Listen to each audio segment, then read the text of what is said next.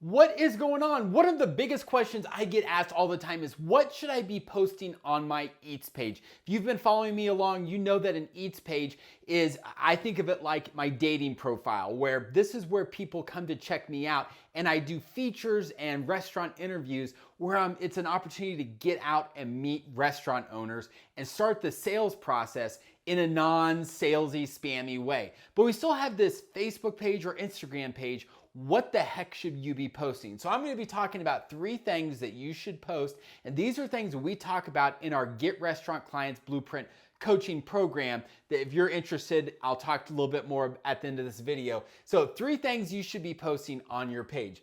But the number one thing to think about in all of this is you should always be tagging the restaurant, okay? And why do you do that? Well, when you tag them, they get a notification, and that is really important. You want that red notification flag to ding and they see, oh, who's talking about me?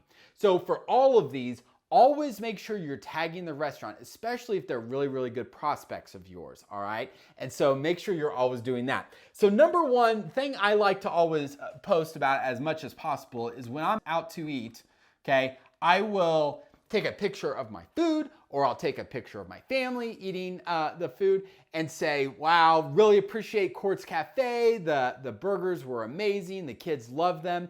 Post the picture and share it, okay? And make sure you tag them. Share this on your Eats page, and then I would take the Eats page post and share it on your personal page. Why do you do that? Well, what is the restaurant good probability they're gonna do? They're probably A, gonna notice you, and B, they're gonna probably share it on their page. Hey, Casey Good Eats, thanks for coming in. We appreciate it. So now when you go to reach out to them, they at least know who you are. At least they have an idea of who your Eats page is. It's a natural reach out. Hey, I was in there the other day. We really enjoyed the burgers. Would like to feature you on my Eats page. So when you go out to eat, always make sure to take a picture of the food, your family, and give them a shout out. Number 2 is giving shares, okay? And so if you are scrolling through, and I would highly encourage you to start liking all the restaurants that are on your prospect list. You start liking these. You're gonna start seeing them on your Facebook page, on your feed.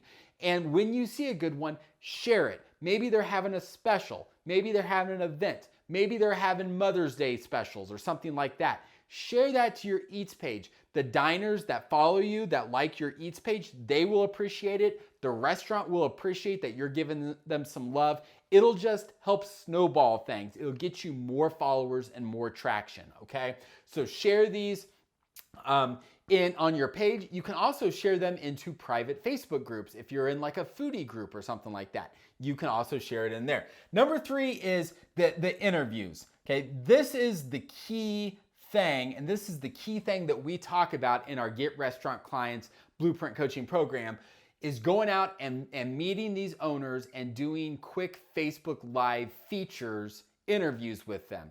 And all we're doing is we're trying to showcase the food, we wanna help tell their story, and we wanna promo anything that they have going on. The number one thing I always like to show is the food, because that's what diners want to see. They don't want to see talking heads. They don't want to see people talking a lot. They want to see the food. And if possible, the food being made. So I try to start all of my videos with, we're getting right in and we're cooking. All right, that's the very first thing. Then there's opportunities to tell their story. You know, how long has the restaurant been open? Why did they open the restaurant? And then anything going on, any kind of promos, any happy hour specials, any events coming up, let them do that promo. And if you use this process, if you use these types of posts over and over again, your Eats page is just gonna grow and grow and grow. It's not gonna happen overnight. Don't think that it's just gonna happen one day and you're gonna have people coming to you. But the people in our program and myself, but more importantly, the people in our program now have people coming to them and saying, hey, how do I get featured on your page? How do I get a chance to meet you? That gets you indoors.